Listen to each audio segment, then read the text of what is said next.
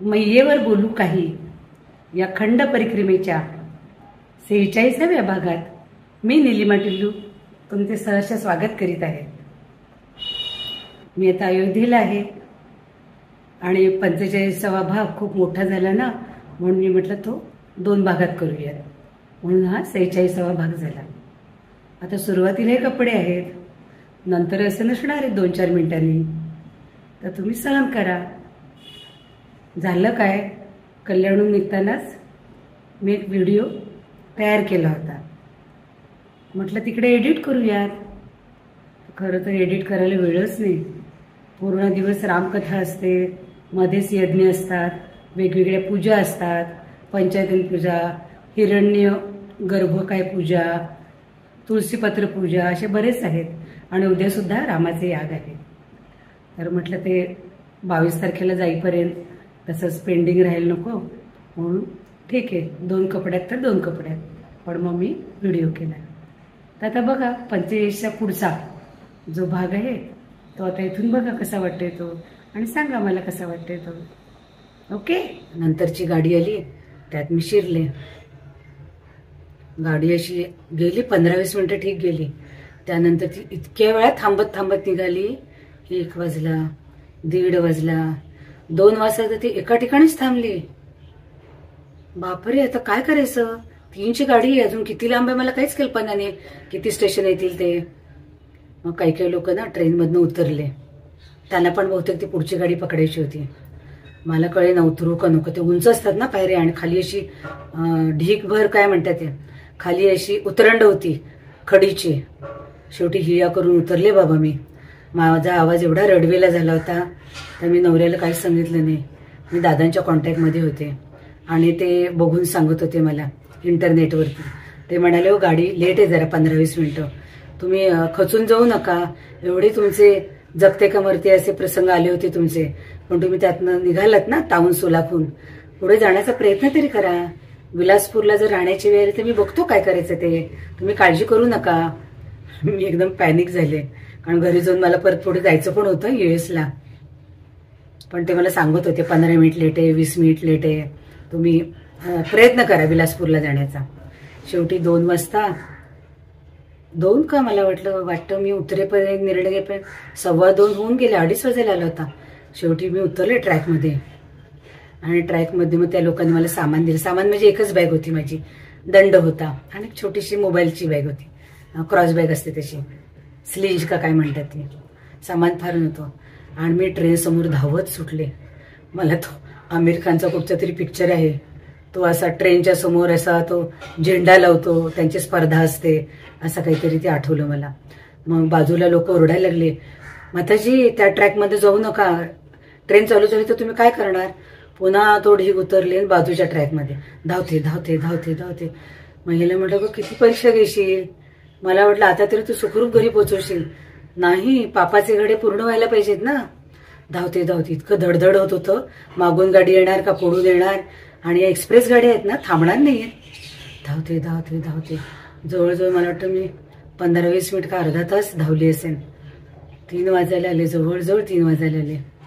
माईकाने सांगितलं की तुम्ही इथून आता खाली उतरा, तिथे असा घसरगुंडीसारखा उतार होता। मला उतरताच आहे ना, पाय घसरायला लागला। एक माणूस आला, म्हणजे अर्थातच मैयाने तो पाठवला असेल, त्यांनी माझा हात धरून खाली उतरवलं, म्हणजे ट्रॅकचं टेन्शन तरी गेलं। मग मी रस्त्यावर आले, किती वाहनांना हात केला की मला विलासपूरला सोडा, विलासपूरला सोडा। त्याच्या आधीचं स्टेशन होतं ना, उस्कापूर होतं का उल्कापूर असं काहीतरी होतं, आणि खरं तर मी आधीचीच गाडी पकडायला हवी होती, एवढी कसरत करायला लागली नसती। त्या स्टेशनपर्यंत गेलं तर पुढचं स्टेशन विलासपूर होतं, पण त्यांनी सांगितलं तुम्ही पकडू नका गाडी, त्यांनी चांगल्यानेच सांगितलं मला। शेवटी एक बाईकवाला तयार झाला, तो म्हणाल ते उस्कापूरपर्यंत मी येईन, विलासपूरला येणार नाही। म्हणजे चल बाबा, जेवढा येशील तेवढा चल। दादांशी कॉन्टॅक्टमध्ये होते, 3:15 वाजले, 3ची गाडी होती, ते म्हणाले 3:30 झाले त्याचा टायमिंग। म्हटलं बरं। मग तिथे रिक्षावाला होता, पहिल्याच रिक्षाला म्हटलं चल बाबा, काय घेईल ते पैसे घेईल। त्यांच्यात भांडणं लगेच, माझ्या रिक्षाने चला, माझ्या रिक्षाने चला। मी म्हणलं मी पहिल्यांदा यायला विचारले, त्याचे जे काही फार नव्हते 200 रुपये होते, ते सीटवर जात होते 10 का 20। मी सगळे बसतानाच पैसे देऊन टाकले, म्हटलं नंतर वेळ जायला नको। आणि म्हटलं विलासपूरला मला अशा ठिकाणी सोड जिथून मला गाडी पकडता येईल, ब्रिज असेल आणि गाडी पकडता येईल. आणि ट्रेनमध्ये मला एकाने सांगितलं होतं 3 नंबर वर येईल. त्याने चुकीचं सांगितलं होतं. मुंबई हावडाचं प्लॅटफॉर्म सांगितलं होतं इंटरनेटला बघून. तसं नव्हतं.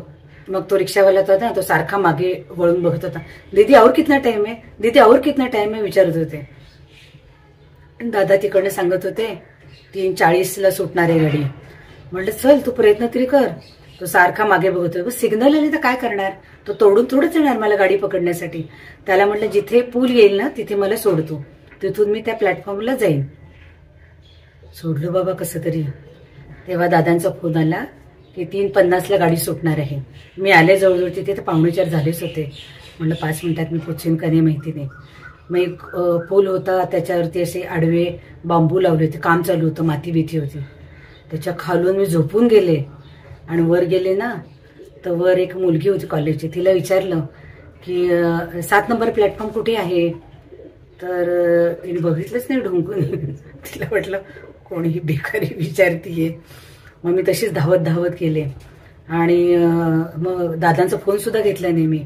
मग मी त्या प्लॅटफॉर्मला गेले तर 12262 अशी काहीतरी गाडी होती. 12262 हावडा मुंबई गाडी होती. तर तिथे मी एका ह्याला विचारलं, हमालाला विचारलं. त्याने मला बरोबर सांगितलं कुठच्या प्लॅटफॉर्मला गाडी लागली. म्हणाला तर सुटेल. 4 वाजायला आले. 4ला 5 मिनिटं कमी होते. शेवटी मी तिथे उतरले आणि माझी B2 बोगी होती आणि मी समोर B7 बोगी दिसली. त्याच्यात मी शिरले तशीच. म्हटलं ते आतनं कनेक्टिंग असतात ना AC2 टायर. आणि मग 7, 6, 5, 4, 3, 2 करत 2ला आले. 2ला आले आणि मग सीट बघितली माझी. ज्या क्षणी मी सीटवर बसले त्या क्षणी गाडी सुटली. मैयाला म्हटलं धन्य ग बाई, एवढी 1.5-2 महिने तू परीक्षा बघितली, मला शांतपणे तू गाडी सुद्धा पकडू दिली नाहीस. गाडी मिळाली, 1 तास लेट होती म्हणून मिळाली, पण किती परीक्षा, किती टेन्शन. काय करणार विलासपूर सारख्या छत्तीसगडच्या स्टेशनवर मी.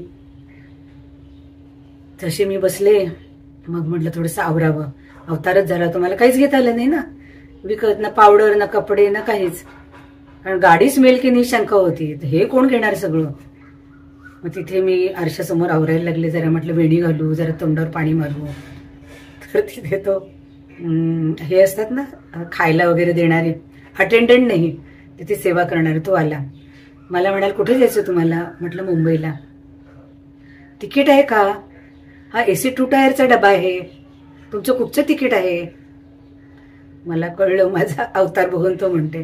मी म्हटलं तू TC आहेस का, तुला तिकीट दाखवू का. म्हटलं माझा नवरा तर विमानाचं तिकीट काढत होता, त्याला खरं वाटलं नसेल. मग तो गेला वरमला. मग तो लाजून गेला. माझे मिस्टर म्हणाले होते तू एवढी दमून आलीस ना आणि लगेच आपल्या 10-12 दिवसात US ला जायचंय, तुझं विमानाचं तिकीट काढतो म्हणजे लवकर येशील. पण विलासपूरहून विमानतळ खूप लांब होता. आणि म्हटलं विमानतळावर इथे ट्रेन मधलाच माणूस विचारतोय मला की AC2 टायरचं तिकीट आहे का. तो आत तरी गेल की नाही शंका आहे माझ्या हातात तिकीट असेल तरी. आणि विमानात कसं बसून राहिलं होतं ना. ट्रेनमध्ये कसं ती दुसऱ्या दिवशी सकाळी पोचणार होती, पाय लांब करून झोपता येतं, जरा रिलॅक्स वाटते ना, आरामदायी असतं तो प्रवास. म्हणून मी नको म्हटलं होतं. आणि पुन्हा इथे मुंबईत आल्यानंतर पुन्हा 2 तासाचा प्रवास कल्याणला आणि सकाळी 9 का 10ला येणार होती गाडी. म्हणजे ऑफिसच्या ट्रॅफिकमध्ये मी अडकणार, तर आम्ही नको म्हटलं होतं. मग येऊन बसले. समोर राजस्थानी बाई होती, अंधेरीला चालली होती. तिला कळलं. मग तिला इतका राग आला होता. त्याने मला विचारलं ना AC2 टायरचं तिकीट आहे का. तर असं दे म्हटलं. माझा अवतारच असं झालं होतं. आधीच आपण सुंदर आणि त्या 2 महिने उन्हातानात भटकलेले, 10 वेळा चिखलात पडलेले, मग काय होणार, असंच होणार ना. त्याची पण काही चूक नव्हती. मग त्या बाईनी मला तिचा डबा दिला खायला. आणि मग रात्री सुद्धा मग मी मैया काढली आणि तिची आरती केली. बरं तिथे मला उदबत्ती लावता येत नव्हती आणि निरांजन सुद्धा लावता येत नव्हती. ते मनाच्या ज्योतीने, हृदयाच्या निरांजनाने आरती केली. मैयाला म्हटलं चालवून घे ग बाई. मानसपूजा केली. त्यांना खूप छान वाटलं समोरच्या लोकांना. मी केलं. दुसऱ्या दिवशी सकाळी सुद्धा केली मी. अंघोळ नव्हती झाली तरी मैयाची पूजा आरती केली. छान झालं. सगळं घरचं खायला मिळालं. परीक्षा घेतली तरी गाडी पण मिळाली होती. गाडी मिळाल्यानंतर मी इन्स्टाला फोन केला की असं असं सगळं झालं. आधी त्यांना काहीच सांगितलं नव्हतं, नाहीतर त्या टेन्शनमध्ये येतील आणि दिवसभर त्या मोबाईलवर बसतील. दादांनी मला चांगलं गाईड केलं. सुरुवातीपासून शेवटपर्यंत त्यांचं सहकार्य खूप चांगलं होतं. त्यांच्या सगळ्या दिनचर्येमधनं ते मला वेळ देत होते. मी फोन केला की लगेच ते घेत होते. सकाळ दुपार संध्याकाळ रात्र कधीही असू दे. त्यांनीच माझी परिक्रमा ठरवली होती ना शेवटच्या क्षणापर्यंत. ते म्हणा तुम्ही पॅनिक होता बाबा खूप. काय होणार, मी एकटी बाई ना, छत्तीसगडमध्ये कशी राहणार. ते सोबत एक जण घेऊन गेले होते, पुरुष होते, 50च्या आधी परिक्रमा केली होती. त्यांना का माझ्यासारखं US ला जायचं नव्हतं. झालं पण मयेचे लाख लाख आभार मानले की मला किती वेळा किती संकटातून वाचवलं होतं तिला आणि मलाच माहिती. आणि त्या परिक्रमेचे व्हिडिओ बघितले असतील तर तुम्हाला पण माहिती. खूप वेळा मला असं वाटलं की हाच आपला शेवट आहे. आणि त्या क्षणी तिने मला वर उचललं होतं.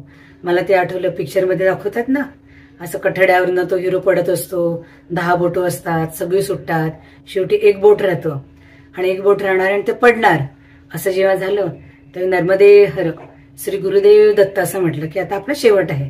त्या क्षणी ती वर मला उचलायची. मग 9 बोटं सुटेपर्यंत असं थांबायचं काय कारण आहे सांगा तिला. परीक्षा परीक्षा परीक्षा आणि परीक्षा. गाडी काही कल्याणला थांबणार नव्हती, ठाण्याला थांबणार होती. तरी पण मी म्हटलं बघूया. माझा धीर हेमंत, मी सकाळी येणार होते ना, 9:30-10ला काहीतरी येणार होते. तर त्यांनी सुट्टी घेतली की मी येणार माझं स्वागत करायचं म्हणून. आणि त्याची मिसेस, तिचं पण वर्क फ्रॉम होम आहे, पण ते दोघं जण माझं स्वागत करण्यासाठी तयार होते. गाडी 9 तास वगैरे लेट होती, मला वाटतं 8-9 तास तरी होतीच. त्याची बिचारीची सुट्टी वाया गेली. मग मी बघितलं तर शहाडला थोडी गाडी सिग्नलसाठी थांबली. स्लो झाली तरी मी जाणार नव्हते, उतरणार नव्हते. मग मी सामान घेऊन तयारच होते.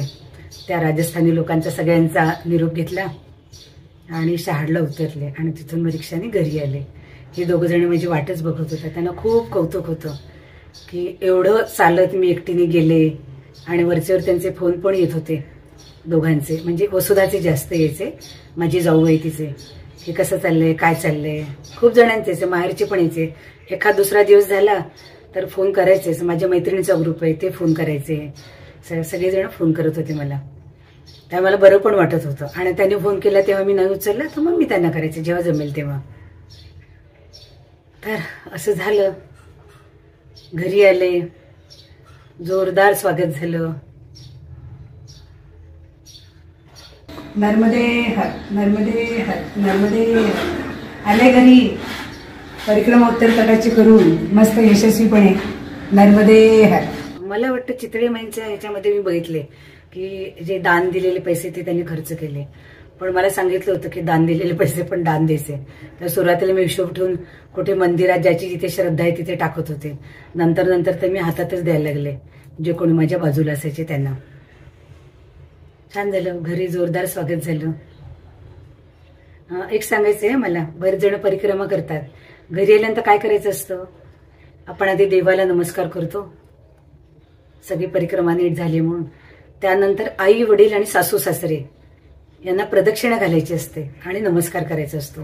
ते गणपतीने नाही का प्रदक्षिणा घातली होती शंकर पार्वतीला, तसं. हे मला नंतर कळलं बहिणीकडून माझ्या. तर ज्यांना आई वडील नाहीत किंवा सासू सासरे सोबत राहत नाहीत ते मनाने त्यांना प्रदक्षिणा घालू शकतात. तर माझ्या सासूबाई तर होत्या, मग मी त्यांना प्रदक्षिणा घातली. त्यांनी लगेच मला पाकिट आणि बुके दिलं, फुलं उधळली, बरंच काय काय केलं. चांगलं झालं स्वागत. बघा चेहऱ्यावरनं कळेलच मी किती थकलेली होते. आणि मुख्य म्हणजे घरी आलं तर जे काही 8-10 महिने काम चालू होतं ह्याचं रिनोव्हेशनचं ते अजूनही चालू होतं. घरात सगळीकडे इतका पसारा होता, इतका पसारा होता, बसायला सुद्धा जागा नव्हती. मला खरं तर रडूच येणार होतं हे सगळं बघून.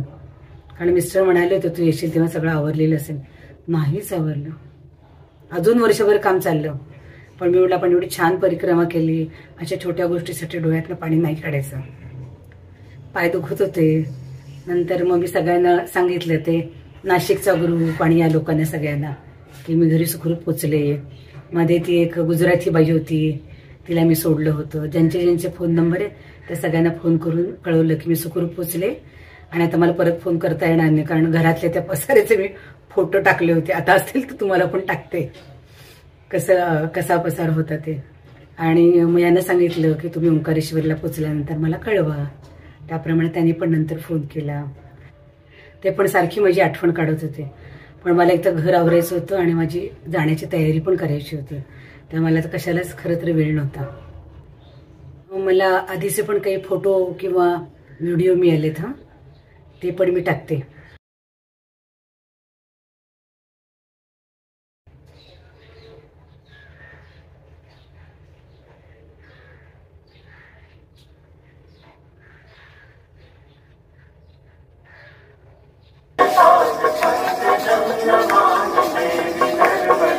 महागंभीर नीर पूर पावधूत भूतलम मनस्समस्तकात कार्यदारिता पदाचलम जगल्लये महाभये मृखंड शून हरमदे लक्षतारु साधम ततस्तु जीव जंतु तंतु मुक्ति मुक्ति. या तिघांचे फोटो टाकते. भाऊ म्हणजे श्रीयुत संजय शेळके, त्यानंतर गुलाब सिंग आणि त्यांचे मामा. आठवणीसाठी मी त्यांचे फोटो काढले होते. ठीक आहे. तर मी दक्षिण तटावरनं झगडिया जगदीशवाडीपासून परिक्रमेला सुरुवात केली. 3-4 दिवस चालून रत्नाकर म्हणजे समुद्र पार केला, उत्तर तट पूर्ण केला, अमरकंटकला दक्षिण तटाला आले आणि परिक्रमा संपवली. आता कितीतरी वर्ष मला सलग 4 महिने मिळणारच नव्हते. डिसेंबरमध्ये मुलगा तरी येतो नाहीतर मी तरी जाते. त्यामुळे मी 2 भागामध्ये परिक्रमा केली, म्हणून मी त्याला खंड परिक्रमा असं म्हटलेलं आहे. आता पुढच्या वर्षी मी दक्षिण तट करणार, नोव्हेंबर नंतर जसं जमेल तसं. काय करूया, थांबते आता इथेच. तुम्हा सर्वांचे, व्हिडिओ बघणाऱ्यांचे खूप खूप आभार. तुम्ही लोक एवढं प्रेमाने बघता, आपुलकीने त्याच्यावर प्रतिक्रिया देता, त्यामुळे मला सुद्धा हुरूप येतो पुढचा व्हिडिओ करण्यासाठी. ठीक आहे, आता थांबते. नर्मदे हर, नर्मदे हर, नर्मदे हर.